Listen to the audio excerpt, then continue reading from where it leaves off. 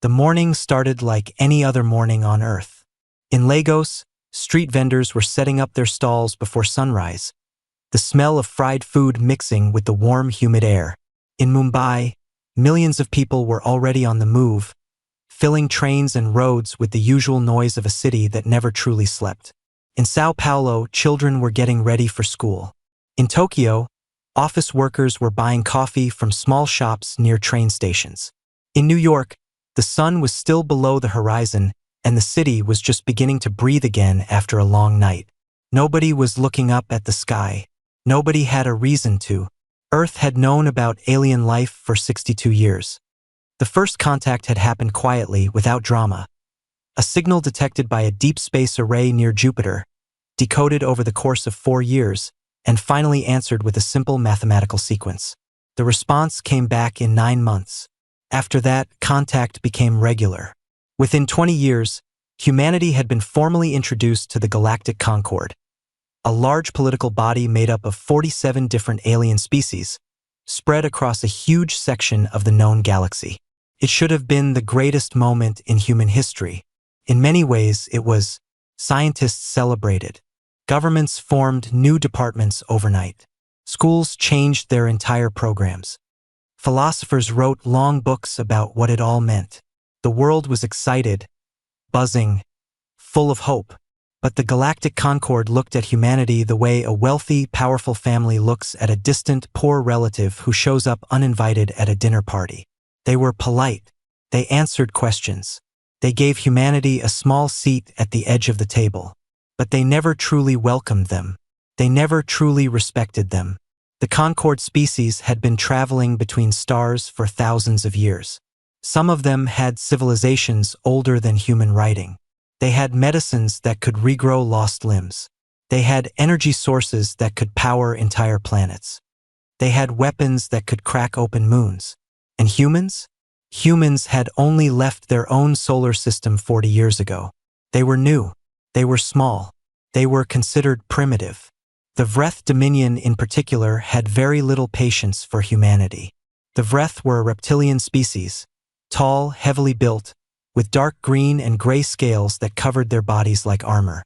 They came from a hot, dry world called Vreth Prime, deep in the eastern part of the galaxy. Their civilization was built on conquest. For over 300 years, they had expanded their empire by finding weaker species, taking their resources, and either forcing them into service or wiping them out entirely. They were feared across the Concord. Even other powerful species were careful around the Vreth. The Vreth had noticed Earth for a long time. The solar system that Earth sat in was rich, far richer than most people on Earth understood. The asteroid belts alone contained enough rare metals and minerals to fuel an interstellar civilization for centuries. The gas giants held enormous quantities of elements that were difficult to find elsewhere. And Earth itself, sitting in a perfect position from its star, had biological diversity that certain Vreth scientists had been quietly cataloging for years. The Vreth wanted it. They had wanted it for a long time. But for years they had held back, not out of respect and not out of fear. They held back because taking a system inside the Concord's general territory without permission created political problems. There were rules even among powerful empires. And the Vreth were smart enough to work with rules when it suited them. So they worked quietly. They pushed in the Concord chambers to keep humanity's membership application delayed. They spread information, some of it true and some of it not, about how dangerous and unstable humans were. They painted a picture of a violent, chaotic species that could not be trusted with full membership rights. And every year, humanity's formal application to join the Galactic Concord as a full member was voted down, or tabled, or simply ignored. Without full membership, Earth had no protection under Concord law. That was the detail the Vreth had been waiting on. When their scouts confirmed that Earth's deep space military capacity was still limited, that humanity had warships, yes, but nothing close to what a real interstellar power would field, the Vreth High Command made their decision. They had waited long enough. The resources in the human solar system were too valuable. The humans were too weak to stop them. And the Concord would complain but ultimately do nothing, because they never did anything. The attack came without warning. There was no declaration of war. There was no ultimatum. There was no final message giving humanity a chance to surrender or negotiate. The Vreth did not believe in giving prey a chance to run. 17 Vreth Dominion warships entered the solar system from 3 separate approach vectors simultaneously, a tactic designed to overwhelm any defensive response by splitting attention in multiple directions. Earth's early warning systems detected them less than 4 hours before they reached orbital range. 4 hours was not enough time to scramble a meaningful defense. It was barely enough time to sound the alarms. At 6:42 a.m. Greenwich Mean Time, the first orbital bombardment began. The Vreth did not use their most powerful weapons. They did not need to. What they used were standard mass driver platforms, enormous railgun systems mounted on their warships that could fire dense metallic projectiles from orbit at speeds that turned them into devastating kinetic weapons. Each projectile hit the ground with the force of a small nuclear bomb, but without the radiation. Clean destruction by Vreth standards. Efficient. The first strikes hit simultaneously across 7 continents. Mumbai, gone in 4 minutes. Sao Paulo, reduced to rubble in 6. Lagos, Shanghai, Cairo, Los Angeles, London, Moscow. The strikes came in waves, precise and methodical, targeting population centers and military installations in the same breath. The Vreth had studied humanity's infrastructure for years. They knew where the power grids were, where the military commands were based, where the largest concentrations of people lived. They hit all of it. The screaming on Earth's communication networks lasted for hours before whole sections of it simply went dark. Governments tried to coordinate responses. Military commands tried to get their aircraft and missiles in the air. A few brave pilots flew directly at the Vreth ships in the only spacecraft Earth had available short-range defense vessels that were never designed for this kind of fight. They were destroyed quickly, but not without leaving marks. Several Vreth ships took minor damage. The Vreth noted this with mild interest and continued their bombardment. The Galactic Concorde detected the attack within the first hour. In the great political chambers on the Concorde's central station, a massive artificial structure the size of a small moon, located in neutral space between several major systems, delegates from dozens of species watched the live data feeds from Earth's solar system. Some watched with shock. Some watched with carefully hidden relief that it was not their world. Some watched with the blank, calculating expression of species that had seen this kind of thing before and had learned not to get involved. The Vreth ambassador to the Concorde, a large reptile named Draxus, sat in his chair with his scaled hands folded calmly in his lap. He did not look concerned. One of the smaller species delegates, a round, blue-furred creature from a world called Mene, leaned toward the Draxus and asked quietly if the Dominion planned to stop. Draxus looked at him the way a large animal looks at something small and harmless. "When we are finished," he said, "we will stop." The Concorde issued a formal statement 9 hours into the bombardment. It used careful, diplomatic language. It expressed deep concern about the situation. It called for an immediate cessation of hostilities. It requested that all parties seek a peaceful resolution. It was the kind of statement that meant almost nothing, and everyone reading it knew that it meant almost nothing. The Vreth Dominion received it, logged it, and continued firing. For 72 hours, the bombardment continued. Not every city was destroyed. The Vreth were thorough but not unlimited. They had 17 ships, not 1,000, and the solar system was large. But they hit hard and they hit precisely, and when the firing finally stopped, the damage was almost impossible to describe. 2.3 billion people were dead. The number was so large that the human mind struggled to hold it. It was larger than the population of most continents. It was more deaths than any war in human history had ever produced. Cities that had stood for thousands of years were gone. Coastlines had changed shape from the force of the impacts. Fires burned across regions so large they could be seen from orbit. And yet, Earth did not go silent. This was the first thing that surprised the Vreth. They had expected panic. They had expected collapse. They had modeled the human response based on their historical knowledge of how primitive species reacted to overwhelming force. A period of chaos, then fragmentation, then the gradual submission of the surviving population centers as they realized resistance was pointless. None of that happened. The surviving humans did not fall apart. They did not turn on each other. There was grief, enormous, crushing, planet-wide grief, but underneath the grief there was something else. Something the Vreth had not modeled correctly because they did not fully understand what they were dealing with. There was anger, not the hot, screaming kind of anger that burns out quickly. This was something colder. Something that moved through the surviving population like water moving into cracks in stone. Quiet, patient, and absolutely relentless. People who had lost everything sat in the rubble of their cities and did not beg. They did not cry to the sky asking why. They looked at each other, and they understood something without saying it out loud. This was not over. In a hardened underground facility beneath what remained of Geneva, Switzerland, the last functional body of the United Earth Council assembled. They came from every surviving nation. Some arrived in military transport vehicles. Some were patched in through emergency communication systems from other parts of the world. Many of them had lost family members in the attacks. All of them looked like people who had not slept in days because none of them had. The session lasted 4 hours. There were no long debates. There were no factions arguing for different approaches. There was only one question on the table, and it was a simple question. What do we do now? Every single delegate voted the same way. The resolution they passed was called the Total War Authorization. It had been written years before, a legal document that had sat in sealed files, prepared by a small group of military planners and legal scholars who had, quietly and without much fanfare, spent the previous century thinking about exactly this kind of scenario. The document gave the United Earth Military Command unlimited authority to mobilize every resource on the planet for a single purpose. It removed all the normal political limits on military spending, weapons development, and strategic decision-making. It unified every surviving national military under one command structure. It was essentially humanity deciding to become a different kind of civilization overnight. Before the session ended, the Council authorized one outgoing transmission. It was broadcast on every frequency humanity used, including the ones that the Galactic Concord monitored.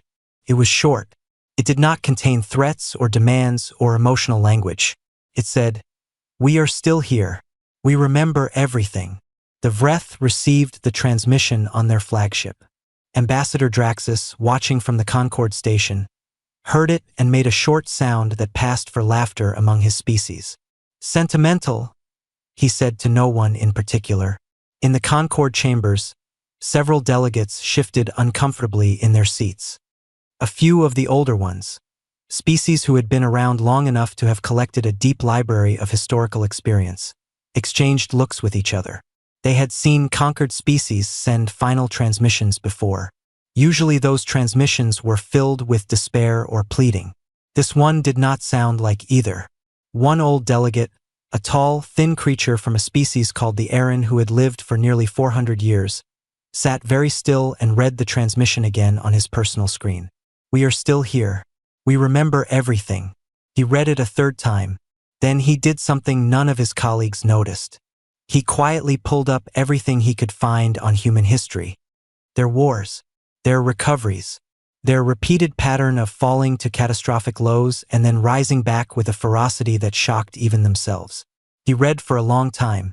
When he finally closed his screen, his expression was not the calm, detached look he usually wore in these chambers. It was worry. Back on Earth, in the ruins of cities and in the towns and villages that still stood, people were already moving. Not fleeing, moving with purpose. Military officers were reorganizing surviving units. Scientists and engineers were being contacted by government representatives and asked to report to secure locations. Supply lines were being rerouted. Hidden facilities that most ordinary people didn't know existed, were being activated. The grief was real and it was enormous. People wept for what had been lost. They held the names of the dead close. In the first weeks after the attack, there were days where the weight of it seemed like it would crush everything that remained. But it did not crush them. It made them harder. In a small town in northern Canada that had been largely untouched by the bombardment, a teenage girl sat on the roof of her house and looked up at the night sky. She had never paid much attention to the stars before. They had always just been there, beautiful but distant, something to look at on a clear night without thinking too much about what they meant. Now she looked at them differently. She was thinking about the fact that somewhere out there, in that enormous darkness, something had decided that her world didn't matter. That the people she had known, the cities she had heard about, the billions of lives that had existed just days ago, that none of it was worth anything. That humanity was just a resource waiting to be taken. She was 16 years old, and she was already thinking about what she was going to do when she was old enough to do something about it. She was not alone in this. Across the planet, in the wreckage and in the places that still stood, a generation was being born, not of bodies but of purpose. A generation that would grow up knowing exactly what the galaxy had done, knowing exactly what had been taken, and knowing, with the deep and patient certainty that humans carry when they have truly made up their minds, that the accounting for it had not yet begun. The Vreth Dominion celebrated quietly. Their high command filed the operation as a success and moved on to planning the next phase, the formal resource extraction from the human solar system, the establishment of orbital control platforms, the slow process of turning a conquered system into a productive part of the Dominion. They were already thinking about what came next. They had stopped thinking about humanity. That was their mistake. The greatest mistake they would ever make. Somewhere in the cold dark between stars, the gears of something enormous and patient and deeply, terribly human had already begun to turn.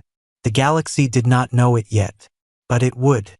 The world that existed after the bombardment was not the same world that had existed before it. This sounds like an obvious thing to say. Of course, a world that loses 2.3 billion people in 72 hours is not the same world. Of course, everything changes after something like that. But the change that happened to Earth in the months following the Vreth attack was not just the change of loss and grief, though there was plenty of both. The change was something deeper. Something in the way humanity saw itself, the way it organized itself, and the way it thought about the future. Before the attack, Earth had been many things at once. It had been many countries with many governments, many languages, many ideas about how people should live and who should have power. It had been a world that argued with itself constantly, that fought over borders and resources and beliefs, that had solved some of its oldest problems and stubbornly refused to solve others. It was messy and complicated and very human. After the attack, it was still all of those things. But it was also, for the first time in its history, completely unified in one single direction. The Total War Authorization did something that centuries of diplomacy and international cooperation had never managed to do. It put every surviving government, every surviving military, every surviving industrial and scientific body under one roof. Not because people suddenly agreed on everything, they didn't. Not because the old differences disappeared, they didn't disappear either. But because every human being alive understood, in the most direct and personal way possible, that the alternative to unity was extinction. And humans, when faced with extinction, do not give up. They adapt. The first thing the new unified command did was go quiet. This was deliberate, and it was the smartest thing they could have done. Every outgoing signal from Earth that was not essential was cut off. Trade communications with the few alien species humanity had commercial relationships with were suspended. The small number of human diplomatic personnel stationed at the Galactic Concord were recalled, quietly and without announcement. Earth pulled back from galactic politics the way a person pulls their hand back from a hot surface. Fast, complete, and with no intention of explaining why. The Galactic Concord noticed, of course. The sudden silence from Earth was unusual enough that it generated some discussion in the chambers. But the general opinion among the major species was that humanity was doing what most conquered or damaged civilizations did, retreating inward to deal with the trauma, probably beginning the slow process of fragmenting into smaller groups as the pressure of survival overcame the shock of unity. The Vreth Dominion sent scouts to the edges of the solar system 3 months after the attack.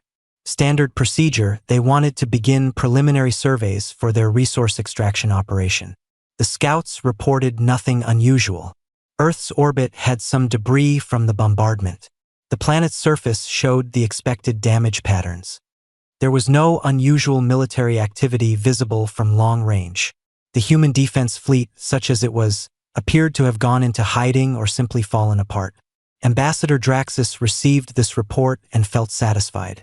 He filed the human system as pacified, pending extraction phase, and moved on to other business. He had no idea what was happening on the dark side of the moon. In the century before the Vreth attack, during the long decades when humanity was slowly learning that the galaxy was not a friendly place and that their repeated applications to the galactic concord were going nowhere, a small group of military planners, scientists, and strategists had quietly put together a program that was known to very few people outside of its own circle. They called it Protocol Lazarus. The name came from an old human story about a man who came back from the dead. The people who designed the program thought that was an appropriate name. Their entire purpose was to make sure that if someone tried to kill humanity, humanity would come back. They had spent 100 years preparing for exactly what the Vreth had done. The program had 3 components. The first was information. Protocol Lazarus had spent decades collecting and analyzing every piece of data it could gather about alien military technology, tactics, weaknesses, political structures, and supply chains. Human intelligence operatives, people who had spent years living and working in alien space, some of them deep inside Concord institutions, had been feeding information back for decades. By the time the Vreth attacked, Protocol Lazarus had more detailed knowledge about the internal workings of the Vreth Dominion's military than most Vreth generals had themselves. The second component was technology. Deep in facilities built inside asteroids, under the ocean floors, and inside hollow mountains, human engineers and scientists had been quietly developing weapons and systems that they never showed to anyone. Not to the Concord. Not to alien trading partners. Not to the public. These were projects that operated outside the normal channels of human government, funded through accounts buried so deep in budget systems that almost nobody knew they existed. The work these people had done over a century was extraordinary. They had studied every known alien propulsion system and built something better. They had taken the principles of quantum physics further than any alien civilization had bothered to go, partly because those alien civilizations had not needed to. They had not had the motivation that comes from knowing you are the weakest species in a very dangerous galaxy. They had developed materials that could absorb and redistribute energy in ways that made conventional weapons dramatically less effective against them. They had built artificial intelligence systems for combat coordination that could process battlefield data faster than any organic brain. They had also built ships. Not the small, short-range defense vessels that Earth's regular military used. Real ships. Big ones. Ships that could travel between stars, that could fight and survive and keep fighting. They had been building them slowly over many years, in locations that were not visible to any alien scanner. The dark side of the moon held 3 of the largest construction facilities. Asteroids in the outer belt had been quietly hollowed out to serve as factories and depots. The third component of Protocol Lazarus was the plan itself. A detailed, constantly updated strategic document that laid out exactly what humanity would do if an alien power attacked Earth without warning. It covered everything: the political steps, the military steps, the communication strategy, the target priorities. It had been revised and improved by generations of planners, each one adding to the work of the ones who came before. When the total war authorization was passed in Geneva, Protocol Lazarus activated automatically. The facilities that had been silent for years came to life.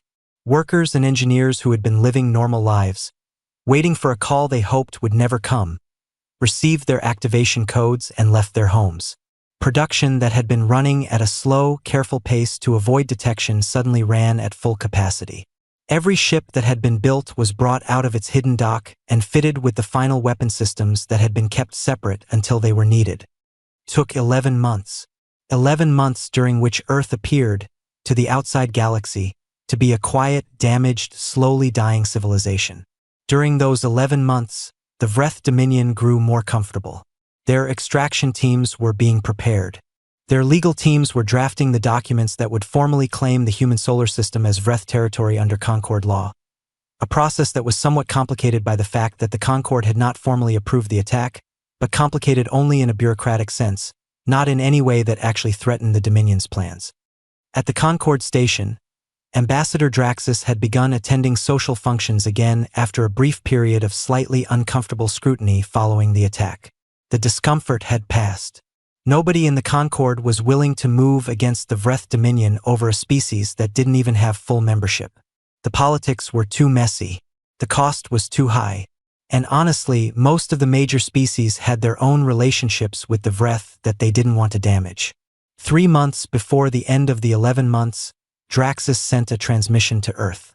It was a short message, sent on the standard communication frequency that humanity used. The tone was casual, almost bored.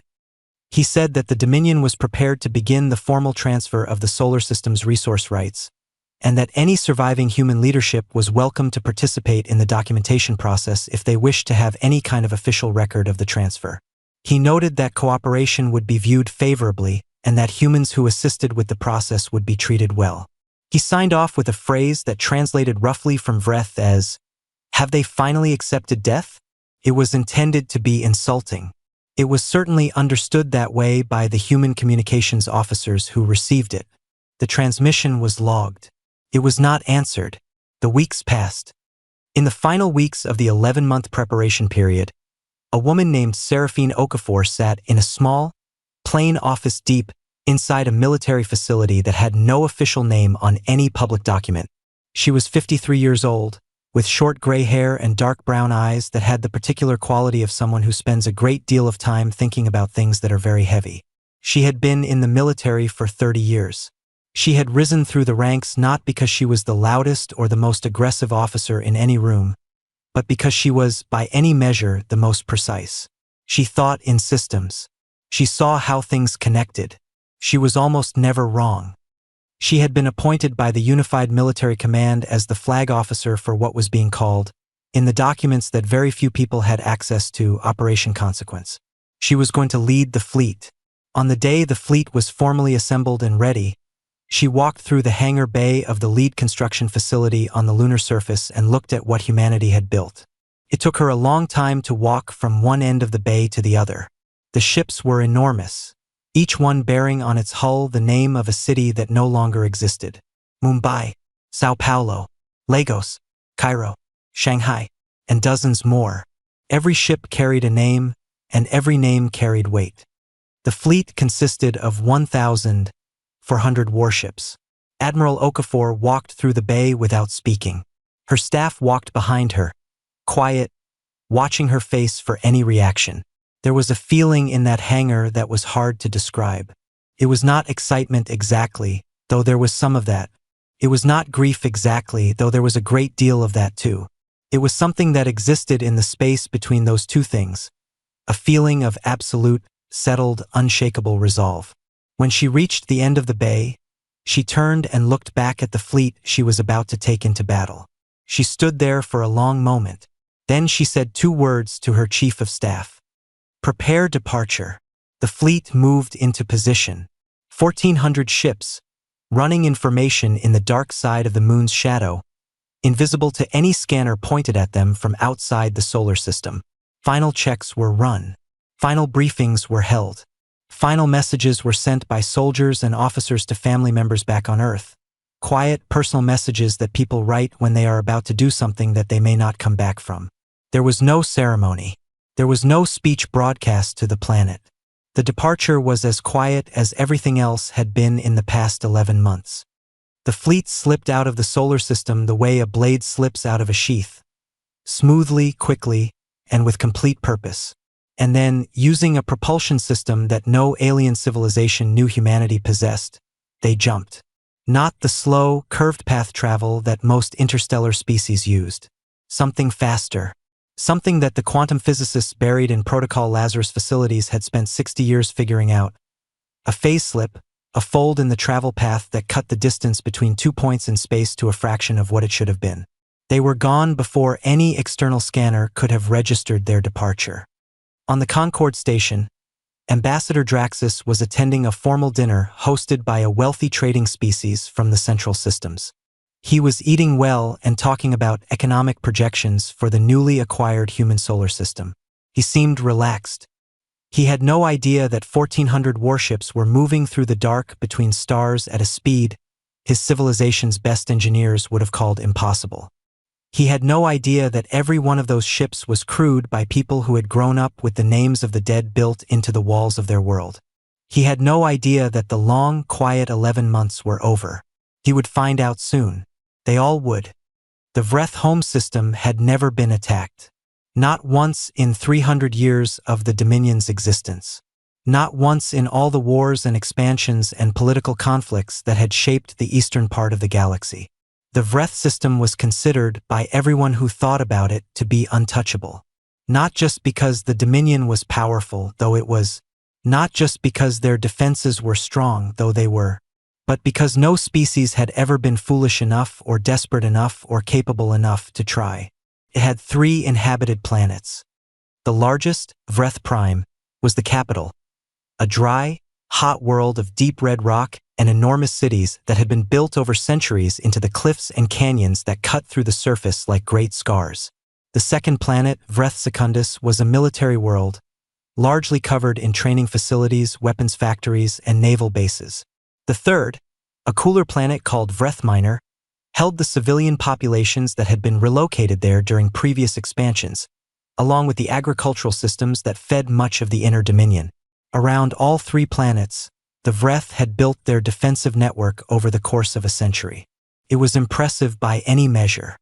47 orbital battle stations formed a ring around Vreth Prime, each one large enough to hold several hundred crew members and armed with weapons capable of destroying a ship at extreme range.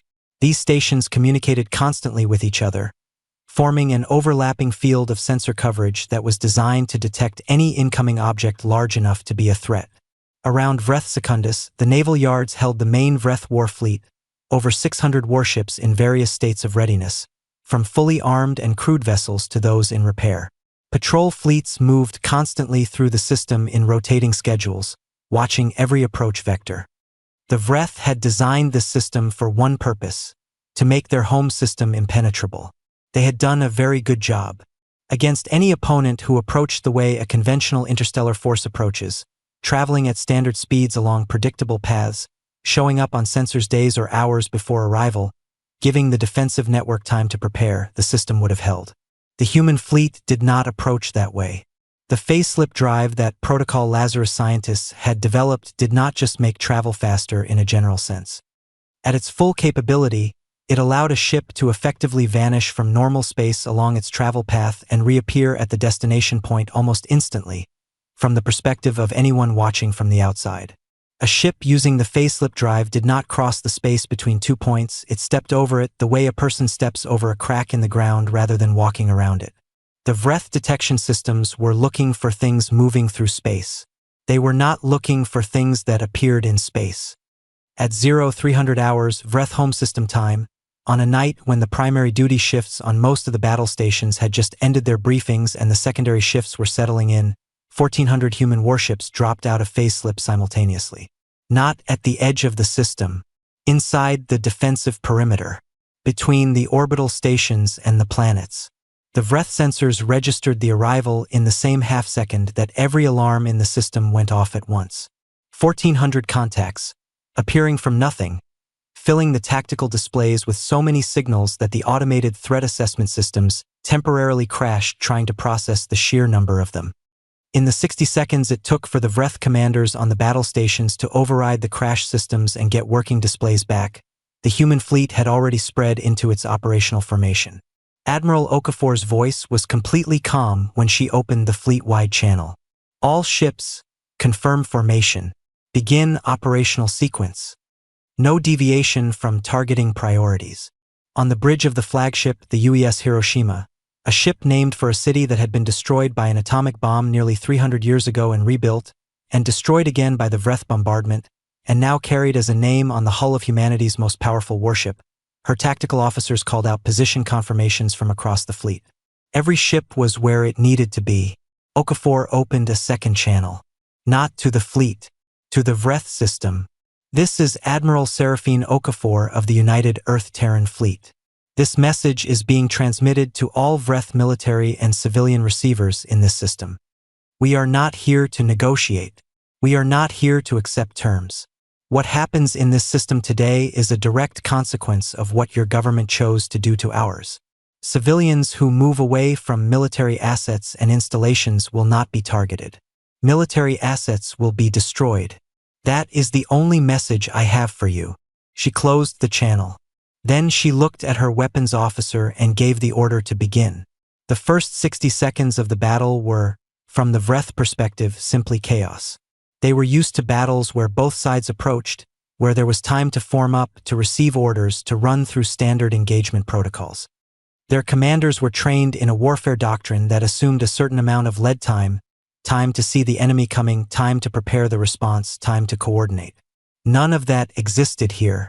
The human weapons struck first and struck everywhere at once.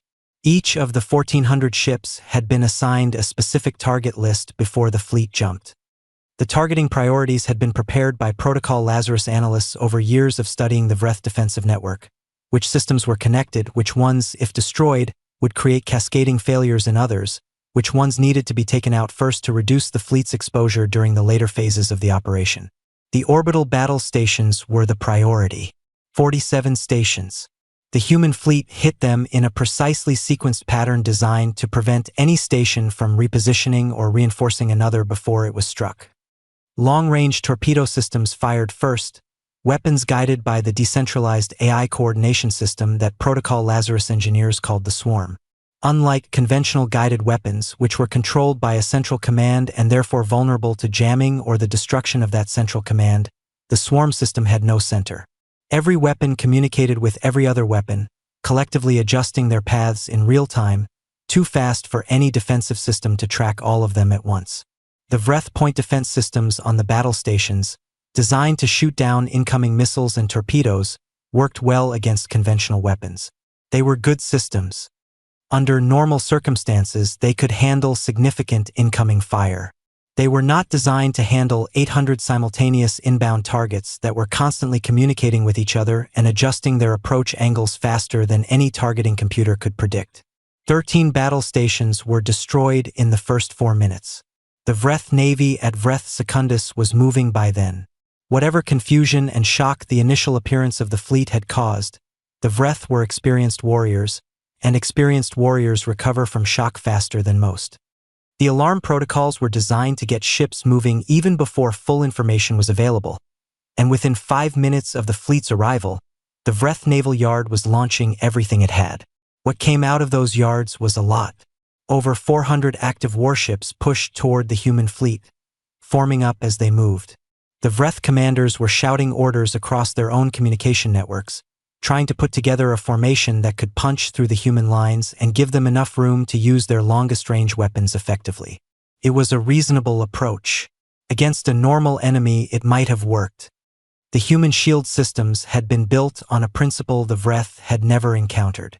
Most species built shields by projecting energy fields that absorbed or deflected incoming fire. The human ships did something different. Their hull materials, developed over 60 years in facilities that nobody outside Protocol Lazarus had ever seen, were designed to absorb energy and redistribute it across the entire hull surface, converting the force of impact into heat that was then radiated away. The effect was that weapons which should have punched through and caused catastrophic damage instead spread their energy across a large area and caused only surface heating. It was not perfect protection. Enough sustained fire in one place would eventually overwhelm the redistribution system. But it meant that a Vreth weapon that would have destroyed a normal ship in 1 or 2 direct hits needed 10 or 15 hits in the same spot before it posed a serious threat. The Vreth realized this very quickly, and they realized something else almost as quickly. The human ships did not fight the way any species in the Galactic Concord fought. Every species in the Concord had fighting doctrines built on the assumption that command and control meant a hierarchy, officers giving orders down a chain, lower-ranked crew executing those orders. It was logical. It was organized. But it also meant that if you disrupted the command structure, if you took out the flagship, killed the admiral, jammed the communication systems, the fighting effectiveness of the fleet dropped dramatically. The human fleet had no single point of failure. Every captain had full operational authority for their ship and their assigned task group.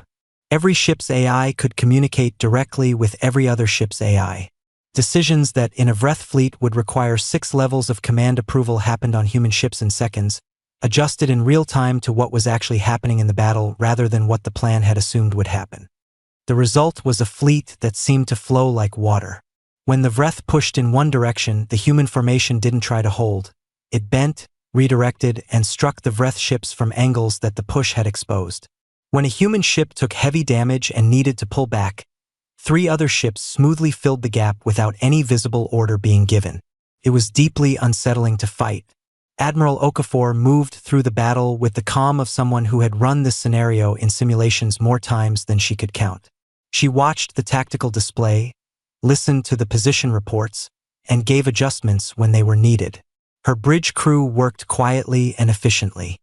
There was no drama on the Hiroshima's bridge, just work.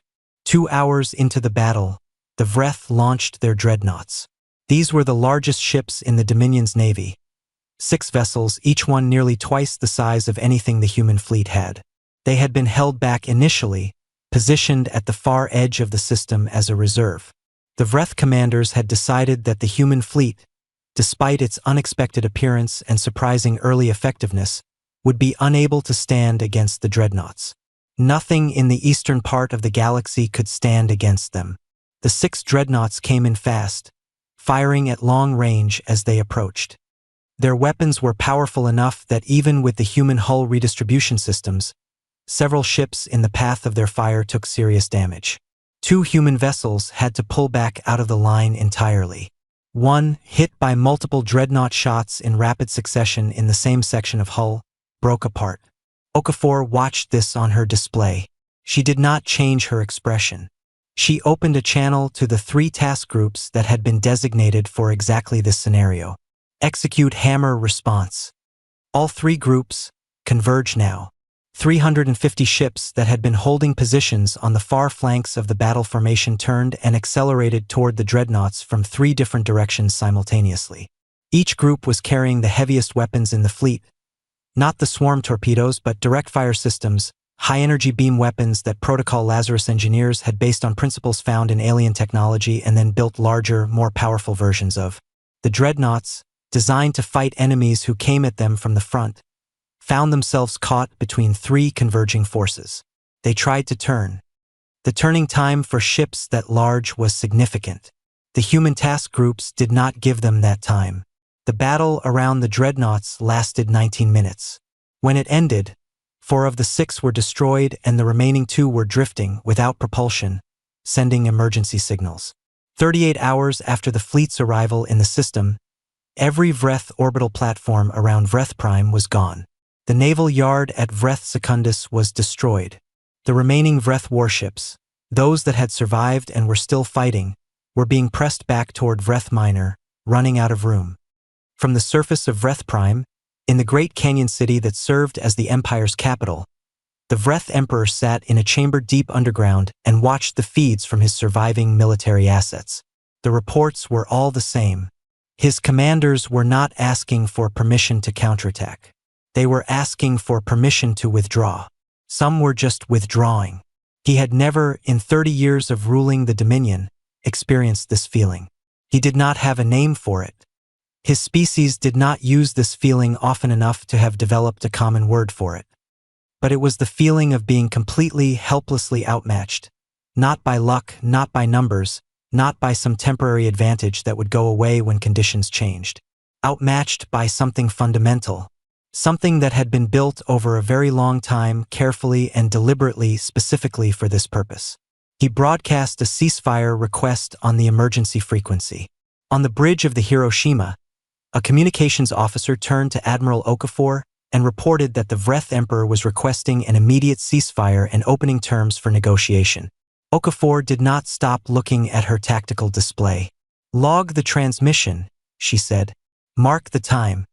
Include the note that it was received and reviewed." The officer paused. "Admiral, are we accepting the ceasefire?" Okafor's eyes did not move from the display. "Fleet, continue," she said quietly into the open channel. The communications officer logged the transmission. He marked the time. He included the note. The fleet continued. Across the galaxy, on the Concord station and on dozens of homeworlds, alien governments and military commands were watching the battle data coming in from their intelligence assets in the Vreth system. The data was being transmitted in near real time, and what they were seeing had stopped conversations in their tracks. Briefings had been interrupted. Dinner tables had been left. Generals and admirals and politicians were standing in front of screens with expressions that ranged from shock to something closer to genuine fear. This was not what humanity was supposed to be capable of. This was not what anyone had modeled, predicted, or imagined. A Vreth dominion that had 300 years of military experience, a massive navy, a heavily defended home system, and a reputation for being one of the most powerful military forces in the known galaxy, was being dismantled. Methodically, precisely, without anger, without chaos, without even the appearance of difficulty.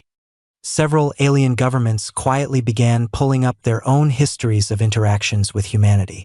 They began reviewing how they had voted on Earth's Concord membership applications. They began reviewing what they had said about humans in diplomatic channels. More than a few of them were very grateful, in that moment, that they had never done anything to directly provoke the species they were watching on those screens. The old Aaron delegate who had been worried back in the chambers on the day of the attack sat alone in his private quarters and watched the battle feed with his long, thin hands folded in his lap. He was not surprised. He had done his research. He had known, in the way that very old beings with very long memories know things, that this outcome was possible. That humanity was not what the galaxy had assumed it was. That the silence of the past 11 months had not been the silence of defeat. It had been the silence of preparation. He watched the Vreth system burn, and he thought about the transmission Earth had sent on the third day of the bombardment. We are still here. We remember everything.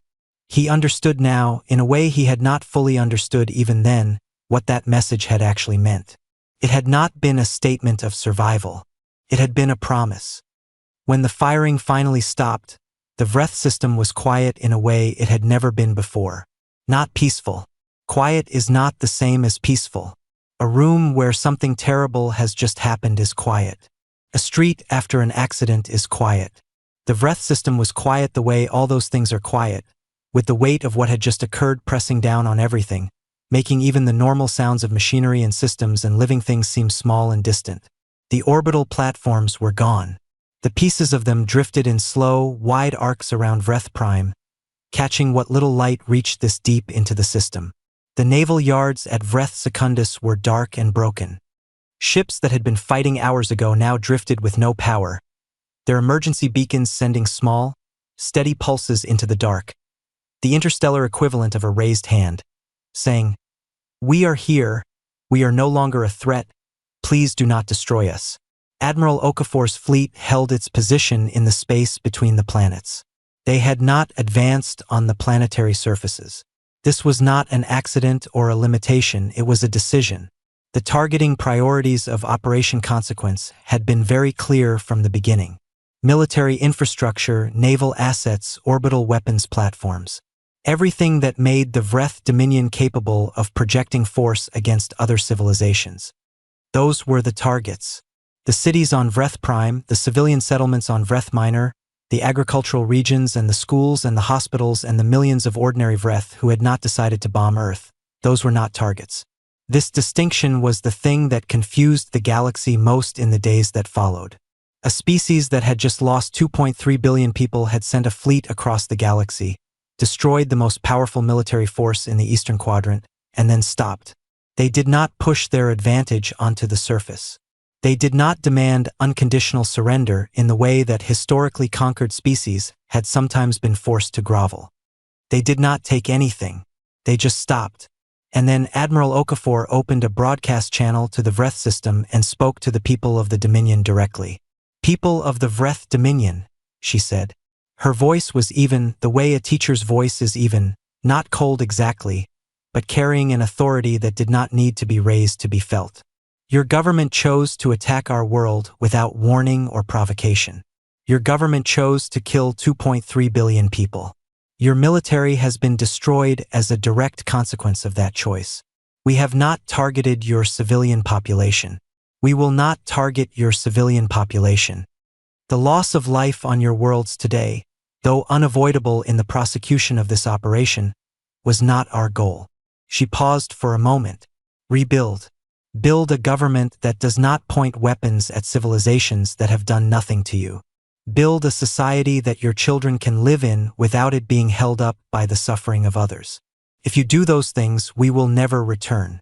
If you do not, if a new Vreth Dominion emerges that chooses the same path as the one we have just ended, you now know what the consequence of that choice looks like. We are not asking for a reply. We have nothing further to say. She closed the channel. The transmission went out across the Vreth system. It reached the deep underground chamber where the Emperor sat surrounded by the few advisors who had not yet fled. It was played in shocked silence in hospitals and civilian shelters where Vreth families had gathered to wait out the battle. It was received by every surviving military installation, most of which had already stopped functioning. The Emperor listened to the entire thing without moving. When it finished, he sat for a long time in silence. He had expected threats. He had expected demands. He had expected to be required to prostrate his empire before these humans in a formal ceremony of submission, the kind of thing the Dominion had required of species it conquered. That would have been humiliating but understandable. It was the grammar of power that the Dominion understood. This was not that. This was something he had no framework for. He was being told that the humans had already gotten what they came for and they were leaving. He was being told that the choice about what the Dominion became next was his. He was being given, after everything that had happened, a kind of terrible freedom. He did not know what to do with it. In the Galactic Concord emergency session that convened 36 hours after the battle ended, the chambers were louder than they had been in decades. Delegates from species across the Concord were arguing, questioning, accusing. The Vreth delegation was present but silent. They had received instructions from Vreth Prime to say nothing and offer nothing until the extent of the situation was more clear. Most of the noise in the chamber was coming from species reacting to the fact that a conflict of this scale had happened inside Concord-adjacent space without anyone stopping it. But underneath all the noise was a very specific kind of fear, because the battle had not been the most frightening thing to come out of the past 24 hours.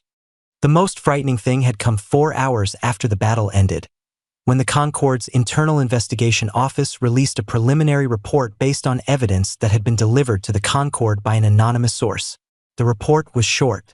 It listed, with specific details and supporting documentation, the names of 7 Concord member species that had secretly assisted the Vreth Dominion in the planning of the attack on Earth. The assistance had taken different forms. One species had provided detailed orbital survey data of Earth that the Vreth had used to plan the bombardment targeting.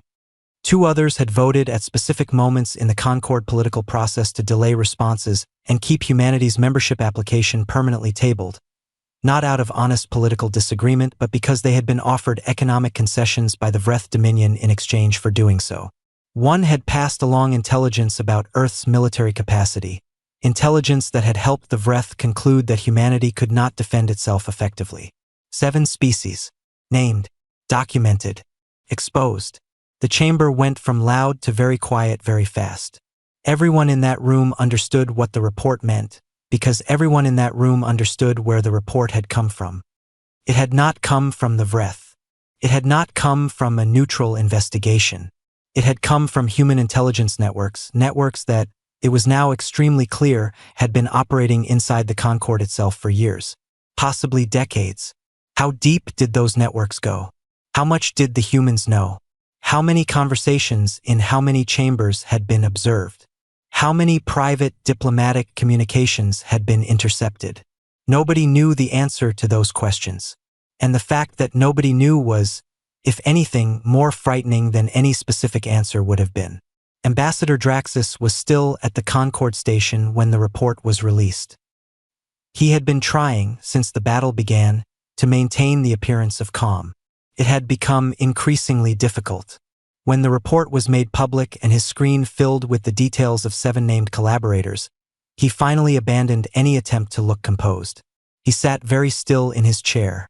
Around him, the delegates of the named species were already on their personal communication systems, some of them clearly trying to reach their governments, some of them just sitting in the particular frozen stillness of people who have just watched everything fall apart and have not yet processed what to do next. One of the smaller, neutral species delegates leaned toward his counterpart and said, in a very low voice, that he was beginning to think the humans had known what was going to happen before it happened. His counterpart, a careful and experienced diplomat who had spent 40 years learning not to say things that could be used against her, said nothing. But her silence said enough. The old errand delegate watched all of this from his seat with the same quiet, steady expression he had worn through everything. He watched the accused delegates. He watched the nervous species who were not accused but who were clearly wondering if they should be. He watched Ambassador Draxus, whose controlled exterior had finally cracked enough to show the fear underneath it. And he thought about something that one of his species' oldest philosophers had written centuries ago, about the nature of power. The philosopher had argued that the most complete form of power was not the ability to destroy your enemy. It was the ability to make your enemy uncertain about what you knew, what you were capable of, and what you intended to do next. The philosopher had called it the power of the unknown quantity. Humanity, the old delegate thought, had just demonstrated that principle in the most thorough way possible. The galaxy did not know the full extent of what humans knew. It did not know the full extent of what humans could do. It did not know what other capabilities existed that had not yet been shown.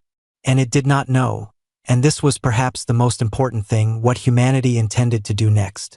That uncertainty was worth more than any number of warships. Back on Earth, the news of the battle's outcome reached a population that was still deep in the process of grieving and rebuilding. The cities were still ruined. The memorials were still being built. There were still bodies being found in the rubble of places that had been struck hard and then been buried under the chaos of everything that followed. The reaction to the victory was not celebration in any simple sense. There were people who felt relief and people who felt a complicated mixture of grief and something that might have been pride. There were people who had lost everyone they loved and felt nothing at all, just a kind of numbness that had settled in months ago and had not yet lifted. There were people who thought it had been necessary and people who thought it had been too much and people who could not decide between those two things and stayed up late into the night thinking about it. But there was one thing that almost everyone agreed on. The United Earth Council passed a resolution that authorized what was perhaps the most significant act of the entire period following the attack. They ordered a continuous broadcast, transmitted on every frequency in every direction, to every corner of the galaxy that human signals could reach. The broadcast was a reading of names. 2.3 billion names. Every person who had died in the bombardment. Their names spoken aloud, in the languages of the countries and communities they had come from, read by volunteers from around the world who took turns at the microphone for hours at a time. The broadcast ran without interruption. Took 9 days. No political statements. No victory declarations. No commentary. Just the names, spoken carefully and clearly, one after another without end, until every single one of them had been said out loud into the universe. On the Concord station, the broadcast was received on the first day and was immediately a subject of conversation in the diplomatic community. Several species found it incomprehensible. Why spend 9 days reading names when the conflict was over? What was the point? It was not a threat. It was not a demand. It did not accomplish anything practical. But there were others who understood it very precisely.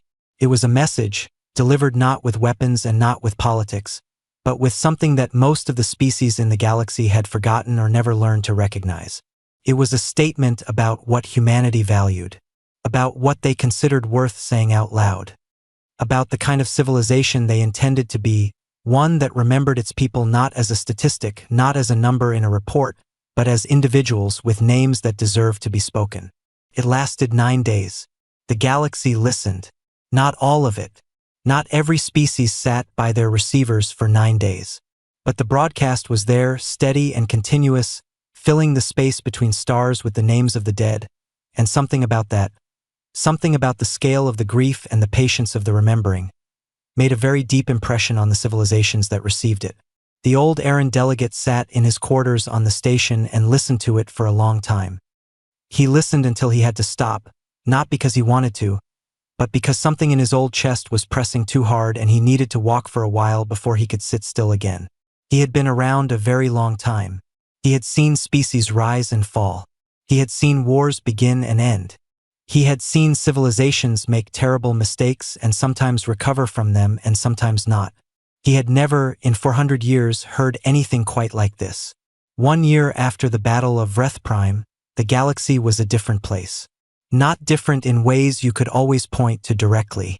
The stars were in the same positions. The trade routes ran along the same paths.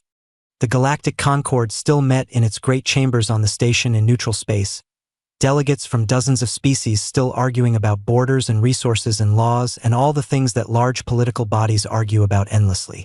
On the surface, many things looked the same, but underneath all of that, something fundamental had shifted. The shift was not easy to put into a single sentence, though many diplomats and scholars and political analysts in the months that followed tried to do exactly that. What they kept coming back to, regardless of their species or their perspective, was this: before the Battle of Reth Prime, humanity was a footnote. After it, humanity was the question that every other civilization was quietly asking themselves about, the unknown factor that sat in every strategic calculation, the name that came up in conversations that had nothing to do with humanity at all, simply because it was now impossible to think about power and conflict and the structure of the galaxy without thinking about what Earth had done and what Earth might do next. The Galactic Concord made their offer 6 weeks after the battle. It was not a small offer.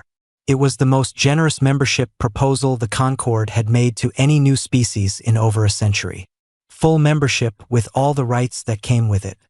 A permanent seat on the Security Council, one of the most powerful positions in the Concord structure.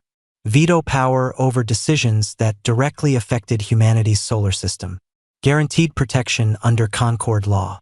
The offer was read aloud in the chamber by the Concord's Secretary General, a tall, four-armed being from a species called the Dulhuri who was known for her careful, measured approach to everything, and it was received with the particular silence of a chamber full of beings who were not entirely sure how the response was going to come back. Earth's response came back 3 days later. It was delivered by a human diplomat named Marcus Webb, a quiet, precise man in his late 40s who had spent 20 years working in Concord-adjacent institutions and who had, apparently, been one of the intelligence operatives embedded in the Concord for years before the attack. He stood in the center of the chamber, in front of every delegate from every major species, and he read the response from the United Earth Council without any visible emotion. Earth declined. The full response was longer than that, of course. It thanked the Concord for the offer. It acknowledged the gesture. It noted, in careful and specific language, that the offer should have come 40 years ago when Earth had first applied, and that the fact that it was only coming now, after Earth had demonstrated military capacity that the Concord could not ignore, said everything that needed to be said about the nature of the offer and what it was actually based on. And then it said that humanity had decided to take a different path. The path was called the Terran Sovereign Pact. Over the previous year, while the galaxy had been processing the battle and the investigation reports and the 9-day broadcast, human diplomats had been doing something much quieter. They had been talking to the small species, the ones who had no seat on the Security Council and no veto power and no powerful allies. The ones who existed in the spaces between the major powers, too small to be important and too present to be ignored. The ones who had watched the Vreth Dominion bully and threaten and take, and had no one to call for help. There were more of these species than most people in the Concord realized. When you only paid attention to the large and powerful, the small ones became invisible. The Vreth had understood this and had used it. Those small species made excellent victims because nobody would do anything when they were threatened. Humanity had spent a year talking to them. The Terran Sovereign Pact was not a military alliance in the traditional sense. It was not built on the model of the Concord, with its endless committees and layers of bureaucracy and political compromises that took years to resolve. It was simpler. Its core was a single guarantee. Any species that signed the pact and was attacked without provocation would receive a response from the Terran fleet. Not a diplomatic response. Not a strongly worded statement. A response. 12 species signed on the first day. 23 more signed within the month. The Galactic Concord watched this with a mixture of reactions. Some were openly hostile. The formation of an independent bloc outside Concord structures was a direct challenge to the Concord's authority, and everyone knew it. Some were quietly worried for more personal reasons, wondering whether the human intelligence networks that had already exposed 7 collaborators in the Vreth attack were still active, still watching, still building files. Some were simply calculating the new balance of power and trying to figure out where they stood in a galaxy that now included a human-led bloc whose military capabilities had just been demonstrated in the most direct way possible. A few, mostly the smaller species who had never been happy under Concord arrangements, were genuinely relieved. One species, the Mene, the small, blue-furred beings whose delegate had sat near Ambassador Draxus on the day of the attack, had been quietly threatened by the Vreth Dominion for years. They had been paying a kind of informal economic tribute to keep Vreth ships out of their space, and had never told the Concord about it because they knew the Concord would not do anything. When the pact was announced, the Mene delegate cried in the Concord chamber. Not quietly. She let it happen openly, without trying to stop it, and several delegates who had known her for decades said they had never seen her do anything like that before. She was the first to sign. Admiral Okafor was called before the United Earth Council in the third month after the battle. The hearing was not a celebration. There had been deliberate effort to keep it from becoming one. The council had decided early on that treating Okafor as a hero in any formal sense would send a message they did not want to send, that Earth gloried in what had happened, that the destruction was something to be proud of rather than something that had been necessary and terrible and would carry weight for a long time. The hearing lasted 2 days.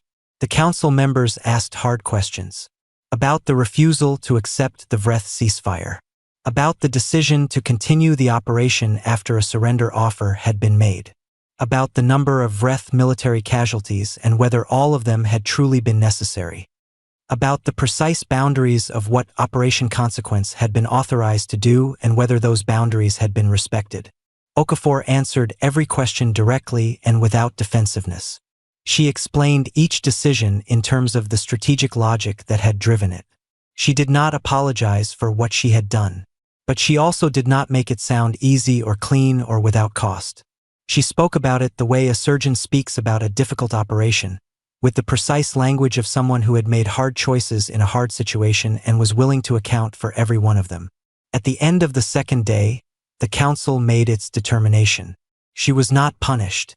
She was not celebrated. She was thanked for her service and told that she would be retained in command of the Terran fleet. The determination was that Operation Consequence had been conducted within the bounds of its authorization and that the decisions made during it, while weighty, had been made with appropriate consideration. But the council also added something to the record that was not, technically, part of the determination. One of the older members, a woman from West Africa named Amara Diallo who had been in the council for over 30 years and who was known for saying exactly what she thought regardless of whether anyone wanted to hear it, added a note that she requested be included permanently in the official record of the hearing. The note said that what humanity had done at Vreth Prime had been necessary. It also said that necessity was not the same as goodness, that the ability to do what the fleet had done was something that should be held carefully, with both hands, and never treated as a simple thing. Okafor read the note. She sat with it for a long moment. Then she nodded once, folded the document, and placed it in the inside pocket of her uniform jacket. She kept it there for the rest of her life. The Vreth Dominion, in the year that followed the battle, was in a state of profound internal upheaval. The Emperor had survived. His government had not, in any form that resembled what it had been before. The military commanders who had planned the attack on Earth were gone. Some killed in the battle, some who had fled, some who had been handed over to the new Vreth Civil Council that formed in the power vacuum left by the collapse of the old structure. There was a period of genuine uncertainty about what the Dominion would become, and that uncertainty was uncomfortable and sometimes violent and produced no clean answers. But in the ruins of the old institutions, something was growing. A young Vreth historian named Keth, who worked at what had been the Dominion's main academic institution before the battle, began a project that she described to her colleagues as simply trying to understand what had happened. Not the battle itself, there was no shortage of people documenting that. She wanted to understand the longer history, how the Dominion had gotten to the point where attacking Earth had seemed like a reasonable decision. What had been missed? What had been ignored? What kind of thinking led a civilization to look at another living species and see only resources? She spent 3 years on the project. The document she eventually produced was long and careful and deeply uncomfortable for many Vreth readers, because it did not let anyone off the hook. It described the gradual normalization of contempt, the way generations of Vreth had been taught to see non-Vreth species as lesser, and how that teaching had made it easy, when the time came, to make the decision that had destroyed the Dominion's military and changed the shape of their civilization permanently. She wrote about humanity specifically with a particular kind of attention. She had spent time studying human history, something almost no Vreth scholars had done before her, and what she found had shaken her. Not the violence of it, though there was plenty of that. What had shaken her was the pattern. The way humans fell over and over to terrible lows and then came back. Not because they were physically stronger than other species. Not because they were smarter or more advanced or more virtuous. But because of something in the way they were made, some deep and stubborn refusal to accept that what had happened was the end of the story. She wrote one passage near the end of the document that was quoted more widely than anything else she ever wrote. She wrote that the galaxy had always assumed the most dangerous thing was a species that attacked when threatened. But that assumption, she said, had been wrong. The most dangerous thing was a species that waited, that remembered, and that chose its moment. A species for whom even a century was not too long to prepare for the right response. She closed the document with a simple statement, addressed to her own people. She wrote that they should be glad the humans had aimed only at what they aimed at. That based on everything she had studied, if humanity had wanted to do more, they could have. The choice not to had been exactly that, a choice. And choices made from that kind of position, she wrote, deserve to be understood as clearly as the capability that made them possible. The galaxy beyond Vreth was changing too. The Terran Sovereign Pact had grown to 41 member species by the end of the first year. The small and previously vulnerable members of the galactic community had found, in the Pact, something they had never had before, a reliable answer to the question of what would happen if someone decided to threaten them. The answer was no longer probably nothing. The answer was now a Terran diplomatic vessel appearing in your system with a quiet, steady presence that every potential aggressor in the galaxy now understood the full meaning of. The bullying did not stop entirely. Old habits in old empires do not change overnight. But it became significantly rarer. The calculus had changed. The cost of threatening a small species that held Pact membership was now attached to the image of the Vreth home system in the aftermath of the battle, and that image had a remarkable effect on decision-making across the eastern and central parts of the galaxy. Several previously aggressive regional powers chose, in that year, to pursue their territorial ambitions through economic negotiation rather than military pressure. Nobody announced this publicly. No one said, "We are changing our behavior because we are afraid of humanity." But everyone understood it. And the species who had spent decades being afraid of those regional powers understood it too, and lived their lives a little differently because of it. In the small, quiet office she kept at the Terran Fleet's Central Command facility, now a permanent installation rather than a hidden one, Admiral Okafor read the reports that came in from the Pact member worlds. She read them carefully, the way she did everything. She tracked the political situations in the systems along the Pact's edges. She watched the movements of fleets and the patterns of economic pressure and the long, slow games that powerful civilizations play when they are calculating whether to push their boundaries or not. She was very good at reading those patterns. And what she read, in the year following the battle, told her something that she did not say out loud to anyone but kept in the back of her mind, where she kept all the things that needed to be held quietly. The galaxy was not, despite everything, a safe place. It would not become one because of what had happened at Vreth Prime. There would be other threats, other calculations, other moments when someone somewhere decided that the cost of aggression was worth paying. But she also read something else in those patterns. A hesitation that had not been there before. A pause before decisions were made. A recalculation of costs that now included a factor that had not been in anyone's models a year ago. She was, quietly and without ceremony, satisfied. The Yeln were a small species who lived on two worlds in a system near the outer edge of the known galaxy. They were pre-FTL. They had not yet developed the ability to travel between stars under their own power, though they were working on it and were perhaps 30 years away from achieving it. They were gentle, curious beings, deeply communal, with a complex and beautiful tradition of oral storytelling that had preserved their history for thousands of years. They were also completely unable to defend themselves against interstellar threats, and a regional power called the Geel Compact had been sending them increasingly aggressive diplomatic messages over the previous 2 years, with clear economic and territorial intentions behind the language. The Geel Compact was not a member of the Galactic Concord. They were not a member of the Terran Sovereign Pact. They were a medium-sized empire in a part of space that sat between the Concord's territory and the outer reaches, and they had a long history of pressuring smaller neighbors into unfavorable arrangements. Nobody had ever pushed back on them. They sent the Yeln a final ultimatum in the 12th month after the Battle of Reth Prime. The message said that the Yeln would agree to the economic arrangements the Compact had proposed, or the Compact would begin protective operations in the Yeln system, which was a phrase that everyone, including the Yeln, understood to mean occupation. The Yeln did not have an interstellar communication system powerful enough to reach most of the galaxy, but they had, in the weeks before the ultimatum arrived, managed to send a weak signal in the direction of the nearest Pact-affiliated system, describing their situation. The signal was picked up by a relay station that forwarded it through the Pact communication network. It reached the Terran Fleet Command facility 17 days after it was sent. There was no drama in what happened next. No emergency meetings. No speeches. A single Terran diplomatic vessel, fast, sleek, bearing the markings of the Terran Sovereign Pact, was dispatched to the Yeln system. It arrived 4 days after departure, having used the phase-slip drive to cross the distance in a fraction of the time the Gil Compact would have assumed was possible. The vessel appeared in the Yeln system and established a standard communication channel to all parties in the area. The Terran envoy's message was short. She identified herself and her vessel, stated that the Yeln had communicated a request for Pact representation, and indicated that the Terran Sovereign Pact was prepared to stand as a diplomatic guarantor of the Yeln's right to self-determination. Then she simply waited.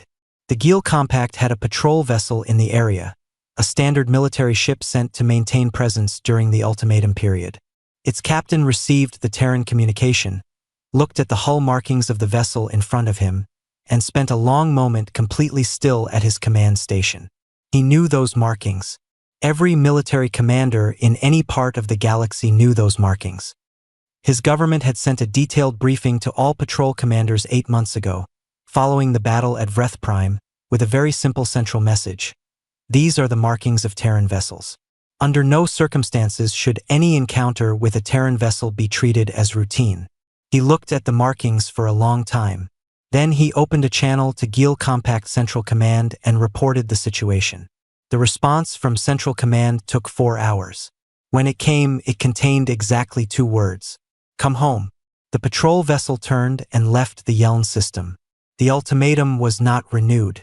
The economic arrangement proposals were quietly withdrawn from Compact diplomatic files. The Gil Compact made no public statement about any of it.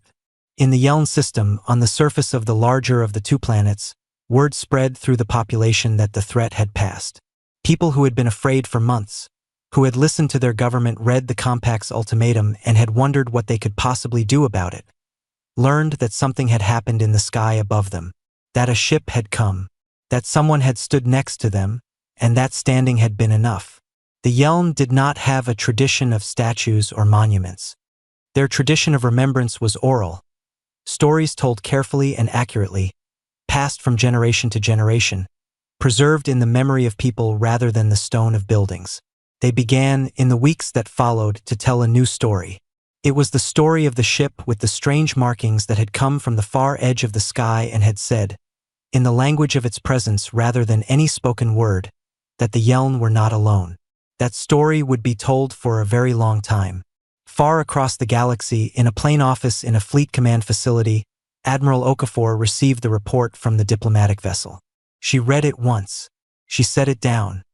She looked out of the small window that faced the lunar surface, at the gray rock and the black sky beyond it, and she stayed like that for a moment. Then she added the report to the day's files and moved on to the next one. There was always more work to do. The galaxy had many languages. It had many laws, many gods, many ideas about how the universe should be arranged and who should sit at the center of it. It had civilizations that had been trading and fighting and growing and dying for tens of thousands of years. It was enormous and complex and often unjust and sometimes beautiful. And now it had learned something new.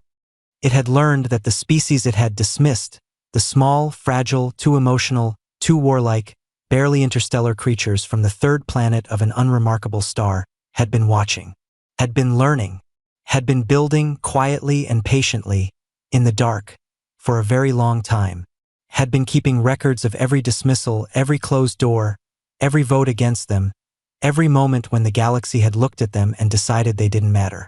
Humanity didn't need to be the loudest voice in the room. They had tried that. They had asked politely. They had applied through the right channels. They had made their arguments and accepted the rejections and come back the next year and tried again. They had spent decades playing the game the way the galaxy said the game was supposed to be played. The galaxy had taught them a different lesson. And humanity, as it always had, as it always would, had learned it. They had learned it completely, and they had learned it well, and now the whole galaxy was living in the very long, very quiet, very attentive shadow of that education. It did not make them cruel. It did not make them reckless. It made them exactly what they had always been underneath everything. A species that remembered, that built, that endured, and that never, under any circumstances, gave up. The galaxy was silent, and in that silence it was finally paying attention.